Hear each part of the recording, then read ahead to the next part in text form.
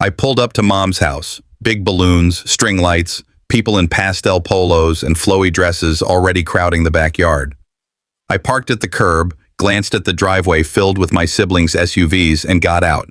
Nobody looked my way. No wave, no nod. Not even from Uncle Rick, who used to sneak me beers at Thanksgiving. The yard looked like something out of a home improvement magazine. Custom signs, a happy retirement banner stretched across the patio, tables full of catered food. Mom stood at the center, glowing in a cream blazer, laughing at something my sister said. I hovered near the gate a moment longer. Her eyes flicked in my direction, then passed right over me. This was her day. I got that. But it stung. I was the only one she didn't hug, the only one whose name hadn't been called out, not even a, "Hey, look who's here." I kept my hands in my pockets. Just don't make a scene, I told myself. It was my mother's retirement. I'd driven 3 hours for it. But standing there, I already knew. I wasn't really invited. I was tolerated.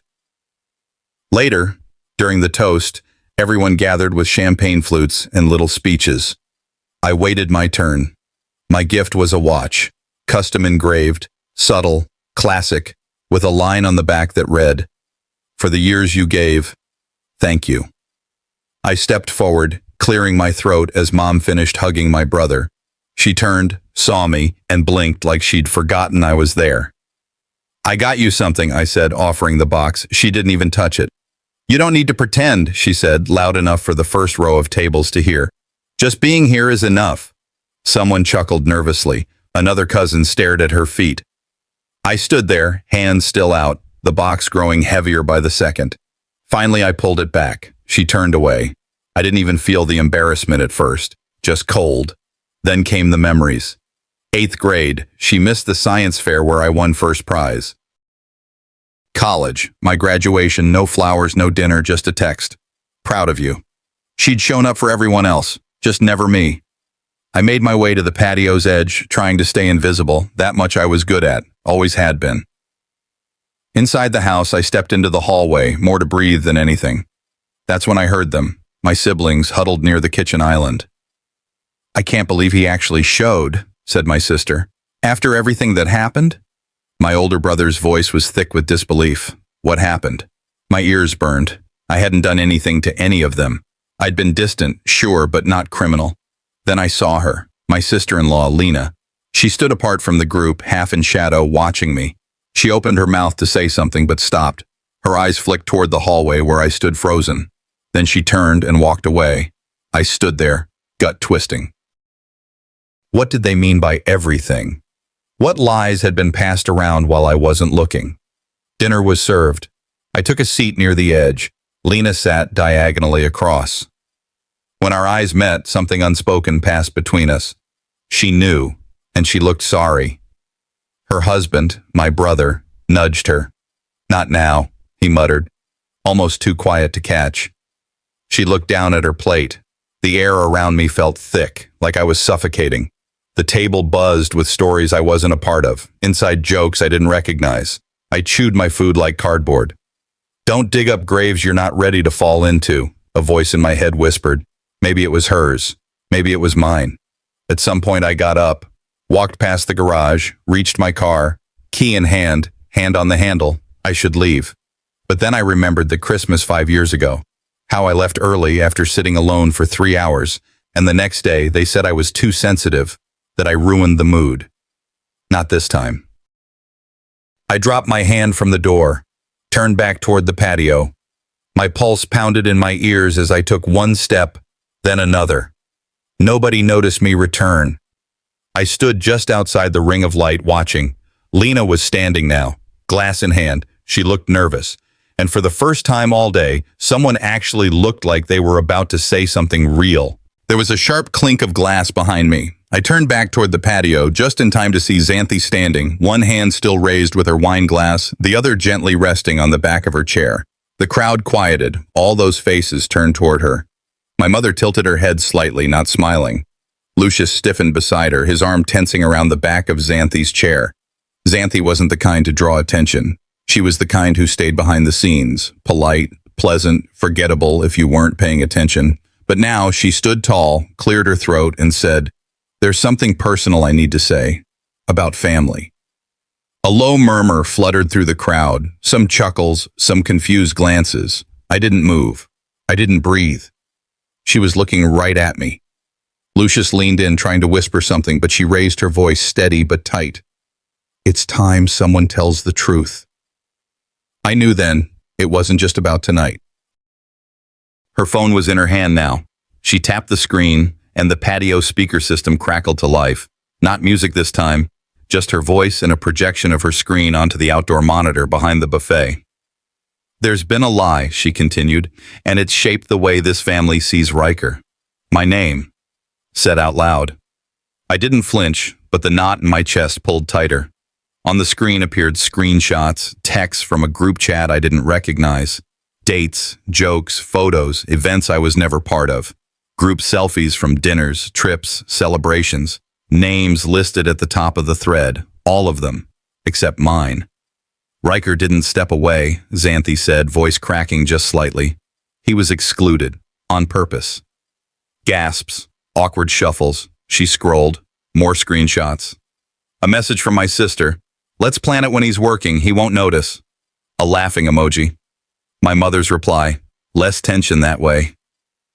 Lucius stood up. Xanthi, that's enough. She ignored him.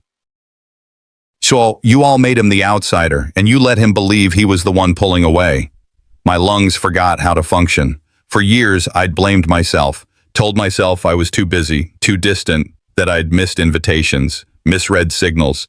But it was all orchestrated. The crowd was frozen, some wide-eyed, others avoiding my gaze.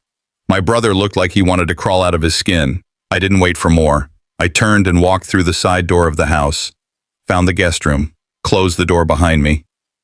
The air inside was still, smelled faintly of lavender and furniture polish. I sat on the edge of the bed, my hand moving instinctively to my coat pocket. There it was, the old wooden button from Dad's favorite flannel. The only thing I kept when he passed. He didn't say much, but he never made me feel invisible. I stared at the wall, blinking but not crying. My body was numb, but my mind wasn't. I remembered something I'd read once. Gaslighting doesn't always come with yelling. It often wears a smile. That smile, it had lived in this house for decades. A knock would have startled me, but none came. Just silence, thick, ugly. A different memory pushed itself forward, something I hadn't thought about in years. I was 10. Mom's necklace had broken. Artemis pointed at me, said I'd been playing with it. I hadn't even touched the thing. Still, I was scolded, grounded, made to apologize. Later that night, in the hallway, Artemis leaned in and whispered, "The truth is what they believe." Then she smiled, sweetly, like she'd done me a favor. That moment, so small then, now clicked like the final puzzle piece. She'd done it before, lied, and everyone followed. Back outside, I moved through the sliding door like nothing had happened. The party was quieter, guests huddled in new groups, whispering, looking anywhere but at me. I stood next to the snack table. Didn't grab a thing, just stood. My presence alone made people inch away. I could feel it shifting. I didn't have to yell, didn't have to throw accusations. Just showing up was enough now. The guilt wasn't mine anymore. It hovered over them. I watched Artemis from across the yard. Her laugh was too sharp, her smile too bright. It was slipping. When I finally made my way toward the driveway, the night had fully settled in. A few guests were already leaving. I nodded at a couple of them, tight, silent nods. They didn't know what to say. Then I heard her heels behind me. Artemis. She stepped close, voice low, syrupy. She doesn't know everything. And if you push this, you won't like what comes next. I looked at her face, the same calm she wore the night she blamed me. But her eyes were hard now, like someone bracing for a blow. I didn't answer, just kept walking. Once in the car, I sat for a moment, let the engine hum under me. Then I remembered the old message. I'd saved it without thinking, back when voicemail still felt personal. I pulled it up. There it was, an accidental recording from Artemis. Her voice slurred slightly, ranting. He always thinks he's the victim. Let him. He's too slow to figure anything out anyway. I pressed save again, this time with purpose. The party had thinned out. The music was softer now, barely audible. Most of the guests had either left or drifted toward the kitchen, mumbling safe small talk over watered-down drinks. I stayed behind in the living room near the piano. The light over the mantel cast a yellow glow that made everything feel older than it was. My mother still sat near the center, flanked by Lucius and Artemis. She barely glanced my way. I didn't expect warmth, but the emptiness hit harder now that the noise had died down. Artemis caught my eye. She smiled, not with joy, but with something practiced. I nodded slightly, not returning it. Around the room, people shifted when I walked by.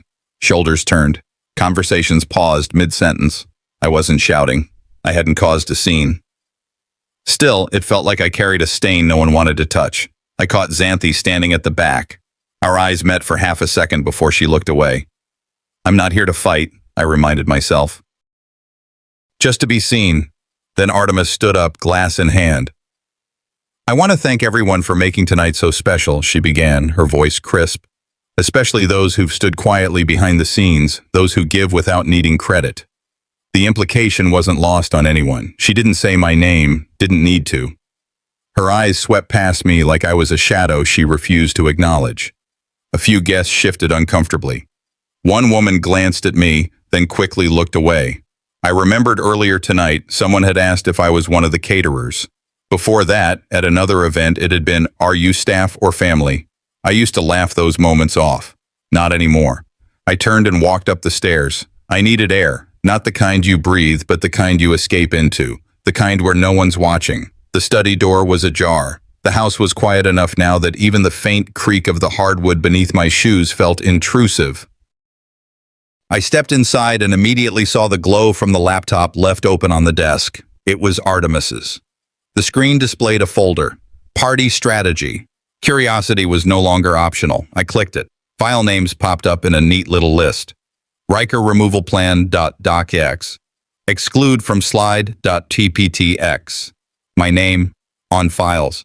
Like I was a problem to be managed. I stared at the screen. It didn't make sense, or maybe it did. Too much sense. My hands trembled. I backed away slightly, heart thudding. Then I heard soft footsteps outside. I clicked the screen off just in time. Xanthi appeared in the doorway. "Why?" I said before she even spoke. "Why bring me here just to humiliate me?" She looked tired and scared. I didn't know about the files until this afternoon. I found them by accident, but I needed everyone to see the truth. I couldn't just let her keep erasing you. "Erasing me?" I whispered. "You make it sound like—" "She won't stop," Xanthi cut in. "Artemis. She wants you gone, from everything. She's been building this version of reality for years. You're just inconvenient." I didn't want to believe her, but the file name said enough. "You expect me to trust you?" I asked, voice sharp. "I don't care if you do," she said, softer now. "I'm not protecting you. I'm exposing her. That's different." We stood there, neither moving, just our words hanging like smoke in the hallway. My mind drifted to a night when I was maybe 9. I'd walked past Dad's study and found him sitting alone, head down, hands clutching one of his old shirts, the one with the missing wooden buttons. He didn't see me at first. When he did, he just said, "Never let them take your name, son, not even your sister's." I'd forgotten that until now. I stared down at the laptop again, the very room where I'd found Dad like that. Now Artemis's command center for my disappearance, not metaphorical. Literal. She had plans. I pressed and held the power button until the screen went black. I walked downstairs like nothing had happened. Artemis was by the back door, drink in hand. Her eyes locked on mine. No smile this time, just cold recognition. She knew, I knew, but no one else did. I nodded at her, once, then turned to leave. I wasn't shrinking tonight. I passed the stairs again. Xanthi stood halfway up, hands on the rail. Her eyes didn't blink. "You should see what she's hiding next," she said, barely above a whisper. They'd cleared the main tables, dimmed the string lights, but the tension lingered like smoke. I sat at the dining room, still near the far edge, listening to Artemis deliver an over-polished speech about legacy and unity. Her voice echoed in the room, soft but firm. I watched the arrangement, her seat centered, lit by spotlights, mine tucked to the fringe. I folded the napkin on my lap. In a room full of faces, how many will see me tonight? I thought. The laughter and small talk around me sounded hollow. Dinner carried on. Silverware clinked, candles flickered. I picked at my food, my appetite gone. Across the table, I caught Artemis's eye for a fraction, then looked down. I remembered childhood dinners when someone would shift my chair, place me farther from the light. This felt like that, all over again. I slipped away to the small home office. The hallway was quiet, only muffled voices drifted down. In the office, I pressed my hand to the desk and booted Artemis's laptop. My pulse felt loud in my ears. I found a folder hidden behind innocuous icons. It said, "Exclude Riker Strategy." I hovered over it. Inside were emails, remove from slides, don't invite him publicly, change name card. Subject lines like weapons. I downloaded them to my phone. My heart hammered. Before I could think further, a message pinged from Xanthi. "Be careful. That folder is dangerous." I froze, phone freezing in my hand. I left the office and intercepted Artemis in the hallway, her heels echoing on the hardwood. "So you built a whole scheme around me?" I confronted. Her lips trembled. "You'll regret playing detective," she said, arms crossed. "You made me invisible," I replied. "I've been in your shadow too long." She paused, composed. "You're welcome to leave. Some people don't belong here." I swallowed, wanted to lash out, but I knew that would play into her hands. From behind me, Xanthi appeared. "We share evidence," she said quietly. "You're not alone." She handed me a file, expense receipts, signed by me but credited to Artemis. My chest tightened. The proof was undeniable. Together we walked to the dining room where guests were murmuring in small clusters. I stood, my voice steady. "I've been erased. Until now." Artemis paled. She raised an eyebrow. Outside, the wind stirred the curtains. I tapped open the email screenshots on my phone. The room wavered in silence. Guests stopped mid-bite, frozen by what they saw. Artemis's hand slid toward the microphone stand. I raised my voice a notch. "You copied, deleted, renamed, but you forgot one thing. Truth has no shadow." Her hand hovered. My finger hovered. And then, darkness. The microphone cut off at my tap. The dining room felt emptier now. Only a handful of guests lingered under the dim lights, cups half full, plates pushed to the side. I sat at my spot, hands wrapped around a glass of water, trying not to tremble. I watched Artemis move among them, touching shoulders, laughing lightly. Always the gracious hostess, even now. Some heads turned toward me, eyes flicked back. They glance but do not see. I lifted the glass, touched my lips to the rim. The cold liquid helped steady me. Xanthi approached quietly. "I have something I should have shared sooner," she whispered before I could deny or refuse. She led me into the study, away from prying ears. The hall was quiet. The walls held their breath. In the lamp's glow, she spread documents across the desk, receipts, emails, statements. I stared in disbelief. Money I'd given, paying mortgage, utilities, charity, all logged under my name, but credited to Artemis. She looked at me. "You bankrolled this family." "But they rewrote the record. Your work disappeared into her narrative."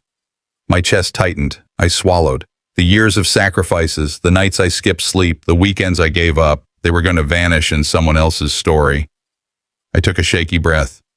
Was I ever real to them? Xanthi stood firm. She didn't flinch. She didn't need to. Her quiet strength was enough. I pulled up my laptop. My credentials still worked. The shared server opened, lines of numbers and transfers exposed. I clicked through. There it was. Sums labeled Family Ventures redirected to Artemis's accounts. My name crossed out. Emails instructing removal of my name before public disclosures. I began typing a statement. Plain language, factual, nothing emotional. But my fingers froze. Memories surfaced. My father's voice. "Show them who you are before they define you." I closed the draft. Back in the dining room, the few remaining faces turned toward me when I entered. At my place was an envelope. No name. I opened it. Inside, a photograph. Artemis and me as children. My face scratched out carefully. Beneath, a typed message. "Some memories never belonged to you." The room twisted under me. This wasn't just omission, it was erasure. I folded it and slipped it into my pocket. I stood, calm but resolute. My voice carried. "Thank you," I said to my mother, my siblings, for teaching me silence, for expecting me in the background. But tonight, I choose to step out. Artemis's mask shifted, her eyes hardened. The room paused. No applause, no denial. My phone buzzed. Xanthi's message. "Go to the old safe." I sent the code. I stayed up through the early hours. In the dim glow of my laptop, I reviewed the files Xanthi had sent me, receipts, contracts, redacted versions of statements. I opened a new tab and started mapping alliances. Who had loyalty, who had doubts, who could leak. I drafted internal memos, labeled "for eyes only," planning my next move but not sending. Outside, wind rustled through open windows. The night felt alive. I whispered to myself, every silence I kept is now ammunition. Each withheld word had become fuel for this moment. I retrieved the safe code Xanthi texted me. The old safe, hidden in the master bedroom closet, stood there untouched. I knelt, entered the code, and the lock clicked open. Inside were yellowed journal entries from Dad, legal papers, and blueprints of early company structures. In one folder, I saw a contract naming me co-founder. Later revised, my name crossed out. Artemis's handwriting scratched over it, erasing my claim. I took photos. My jaw clenched. The resolve inside me hardened. I stepped onto the patio, twilight soft around me. A photographer was arranging a backdrop near the pool, family portraits. One photo was already printed, me missing, a version of the same shot earlier that evening, but cropped, my face cut out. They hadn't just erased me from tables, they erased me visually. They're rewriting the visual record already. I approached the photographer quietly, asked who commissioned it. His hands shook. He stuttered. Eventually, he named a PR firm, a firm tied to Artemis. I followed the agent inside the house, silent behind him. He was at a laptop, deleting files, press releases, articles, versions of posts. He said he was hired to manage the narrative. I whispered, "Paid by whom?" He froze, keys midair. In a slip, he named Artemis. In that moment, his fear matched mine. He realized he had given me the thread to unravel everything. Carrying that slip of truth, I returned to the lingering gathering in the living room. The few guests still present turned toward me. I spoke calm, clear. "You've seen one version of my story. You deserve the original." I connected my phone to the AV system. A hush fell. I brought up the documents from the safe. Dad's journal, contracts, emails, projected across the room. Artemis's face went pale. The room tilted. Cameras swiveled.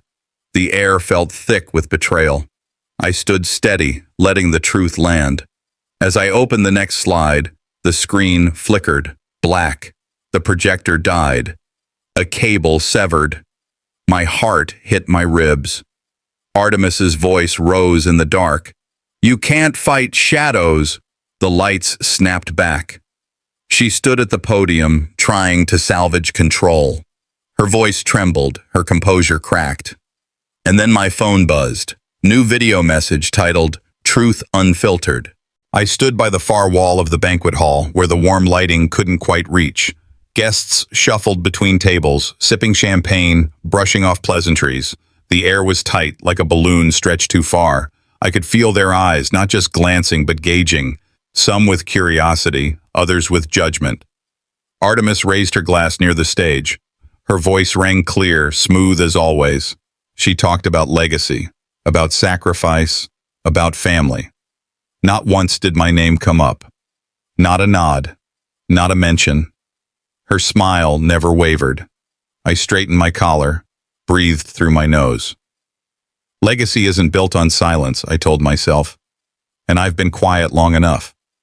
The MC stepped forward, cheerful and oblivious. "Let's bring up the man who organized this evening, our incredible staff member, Riker." Staff member. A few people shifted in their seats. One woman actually chuckled. The man beside her nudged her elbow. I walked slowly toward the microphone, jaw tight. Looked the MC in the eyes. He smiled like nothing was wrong. I didn't correct him. Instead, I paused. Let the words hang in the air like smoke. Sometimes silence does more damage than screaming ever could. I gripped the edge of the podium, felt the wood beneath my fingertips, counted 2 seconds. Then I plugged my phone into the projector cable. The screen lit up behind me. The first image was a contract, my name on the original, then a revised version where it had been replaced. Slide 2, an email from Artemis's assistant referencing cleaning up Riker's traces. Slide 3, a spreadsheet, expense lines, notes in Artemis's handwriting that simply read, "Cut him out." Gasps, a rustle. Some leaned forward, others looked away. I kept my tone calm. This is what you erased, but no matter how many files you scrub, you can't delete the work I did. I didn't look at her, not yet, but I heard her heels, the sharp click of Artemis rising to her feet. "This is betrayal," she snapped, marching toward the stage. "You're leaking internal records to embarrass your own family." She turned to the audience, her tone rising. "He's being dramatic. These are out of context. You don't know the full story." A few heads nodded, others didn't move. I still hadn't raised my voice. Then I felt a presence behind me. Xanthi. She didn't touch me, just leaned close enough that her breath brushed my ear. "Show them more." I switched slides. A paused video frame popped up. Artemis in her office. Her voice clear. "Remove him from company files. Replace him. Make sure there's no trace left." I hit play. There was no mistaking it, no editing trick. Artemis froze mid-step. Someone dropped their fork. Phones came up, screens lit. People were recording now. She looked at me, but the fire in her eyes had turned to ice. Still, I didn't gloat, just spoke straight. "You saw it. You heard it. No theatrics. You can act like you didn't. That's your choice. But don't say no one warned you when the story gets rewritten later, without your input." I took one step closer to center stage. This isn't bitterness, this is truth. My eyes swept the room. If you still believe I'm lying, check your own records. You'll find my name buried under every project, every deal, every plan that built this thing. Silence, the kind that hums in your ears, that holds its breath. Then Artemis, still standing, lifted her glass slowly. Her smile returned. "To family," she said smoothly, like it was all part of a show. But her eyes locked on me, and they didn't smile at all. The room had grown more crowded than I'd expected. Every seat taken, every corner filled. The lights had dimmed just enough to pull attention toward the stage, but not enough to hide the tension pooling under every eye. They were all waiting for someone to speak. Most assumed it would be Artemis again. After all, she always found a way to claim the last word. But this time, it was mine. I stepped up to the podium. No one clapped. Just stillness. Even the clinking of forks and glass had stopped. I scanned the room once, my mother seated at the front, stone-faced. Artemis a few chairs down, lips tight. My sibling sat still, eyes darting between me and the screen behind. This wasn't about being acknowledged anymore. That ship had sailed long ago. This was about truth, finally dragging it into the light. I tapped the remote in my pocket. The screen behind me flickered. For a second I thought it might stall, but it didn't. The video opened on a home movie. A bit grainy, a little off-center, but unmistakable. My mother stood in a sunlit room, laughing with two close friends, faces that some of the older guests recognized instantly. Her voice was clear, her tone open. She said my name, not just once. She called me the one who holds it all together. Said I was the backbone of the family. Said, if I ever lose my way, Riker will be the one who keeps us grounded. Her words weren't rehearsed. They were sincere, honest. Before all the power games and cover-ups started. The guests began shifting in their seats. Whispers rippled. A few gasps here and there. I didn't say a word, just stood there, watching the crowd react to a truth they hadn't expected. A truth that contradicted the persona my mother had worn tonight. Distant, cold, indifferent. I turned slightly, eyes scanning the rows. Artemis wasn't smiling anymore. Her jaw tightened. One hand clenched the armrest of her chair. My siblings looked confused. Maybe they'd never seen this version of our mother before. I let the silence stretch. Sometimes silence hits harder than shouting. Then came a voice, quiet, from the side of the room. A guest I didn't know well, but whose words cut through like a hot knife. He's the new partner in Artemis's firm, right? You could have heard a pin drop. Someone cleared their throat. A few others nodded cautiously, as if confirming a rumor they'd all heard but never dared speak out loud. Artemis shifted. Not the polished kind of shift a politician does when correcting a statement, but a real one. An unplanned, human flinch. That was all I needed. I'm not a partner in anything built on lies, I said, my voice calm. I'm family. And I was stripped of that title. Not through disagreement, but through deliberate erasure. My words weren't bitter, just clear. Artemis stared at me, face like marble. I stepped away from the podium and turned to her directly. You erased me publicly, stripped my name from the company, from the records, from every meeting and document that ever mattered. But this isn't just my stage tonight. This stage, this room, is part of the legacy we all inherited, including me. My mother stood up, her voice shook, barely audible at first. I never meant to hurt you, she said. I looked at her, really looked. I wanted to believe that. Maybe part of me still did, but I didn't let myself soften too much. Then why did you let it go this far, I asked. Why was your silence so loud all these years? No answer came. Just murmurs between my brothers, a sideways glance from my sister. I could have left it there. I could have let guilt do the rest. But I wasn't looking for pity. I faced the crowd again. I'm not here to burn bridges or seek revenge. I just want truth to be seen, for my name to be restored, my role made right. I laid out the facts, legal steps that needed to happen, public records to correct, and a fair reassessment of the business shares that had conveniently vanished under Artemis's restructuring. I turned back to my mother, extended my hand. I'm willing to move forward, but not blindly. This forgiveness, if it comes, will have to be earned. There was a soft wave of applause, not loud, but genuine. From those who had followed the story, seen the evidence, and understood what had been done. Artemis didn't clap. She turned her head away, chin slightly raised. Guests began standing. Some quietly exited. Others stayed behind, whispering to each other as if still digesting what had happened. I stepped down from the stage and moved toward the side of the hall where Xanthi waited. She took my arm. No words, just a firm, grounding grip. I looked back once more. Artemis sat alone, face unreadable. I exhaled. I've regained my name, I said under my breath, but the scars will take time. We started walking toward the exit hall. And that's when someone brushed past me, quick, casual, and slipped a folded note into my hand. No name, no signature. I opened it as the doors closed behind us. It read, "You've only begun exposing the rest." A week out from the banquet, the only sound around me was the tide. I sat on the porch of a small beach house a few miles off the Oregon coast, a place loaned to me by one of Xanthi's friends who understood the need for silence. The kind of silence that doesn't just fill a room, it wraps around your ribs and forces your breath to slow. That note from the exit hall still sat folded on the table inside. I hadn't touched it since that night. Just knowing it was there, its threat, its mystery, was enough. But I wasn't chasing shadows anymore. Not this week. I'd chosen peace over fury. And for the first time in months, maybe years, I wasn't looking over my shoulder or waiting to defend myself. This morning, I took a long walk along the shoreline. Sand stuck to my boots, but I didn't care. The ocean didn't ask for names. It didn't care about past roles or bloodlines. It just was. I let my thoughts come quietly. For so long, I'd defined myself by what I wasn't, by what they'd taken, the rejected son, the erased name, the one who didn't get a seat at the table, but I wasn't that anymore. I remembered something my father used to say to me back when he still had clarity. To rise above doesn't mean you forget. It means you choose better.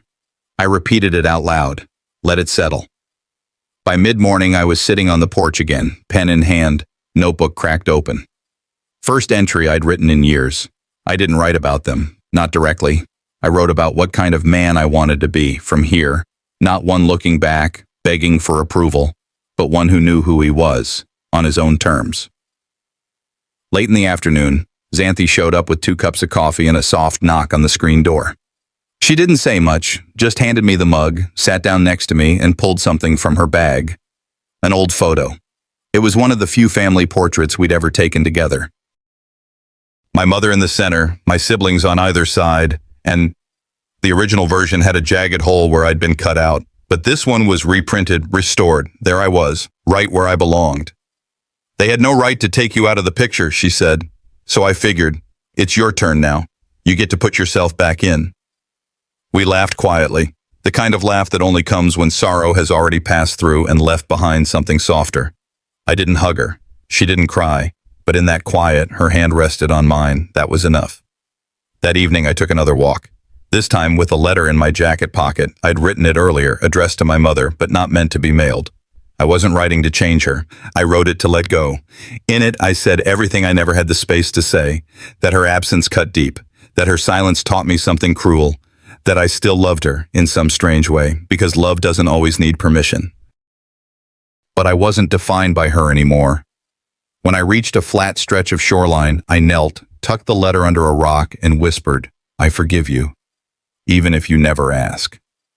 Waves rolled in quietly, like they heard me. The next morning, I packed my bag, loaded the car, and headed back down the coast highway. No big fanfare, just the sound of tires on wet asphalt and the occasional seagull cutting across the gray sky. I wasn't sure what came next. Maybe I'd write more, maybe I'd speak, tell my story publicly, maybe I'd vanish again, disappear into the background with a new name, a new purpose. But one thing I knew, I wasn't looking for their validation anymore. I still had the note from that night, the one that said, "You've only begun exposing the rest." It stayed folded in my glove compartment, like a sealed door I wasn't ready to open, yet. Midday, I stopped at a roadside diner for coffee. Nothing special, just hot and bitter, exactly what I needed. I sat near the window, watching the cars roll past. Most of them didn't even notice me. Then the waitress came back, mid-30s, polite but distracted, and handed me a small envelope along with my check. "Said someone dropped this for you," she shrugged. "No name." Inside was a photo. A younger Artemis, smiling at someone I didn't recognize. A man, around her age, maybe older. On the back, a handwritten note. "She never told you everything." My hand froze midair. I looked up at the door. No one came in. I thought the past had already been dragged out and dealt with. Turns out, some of it was still buried.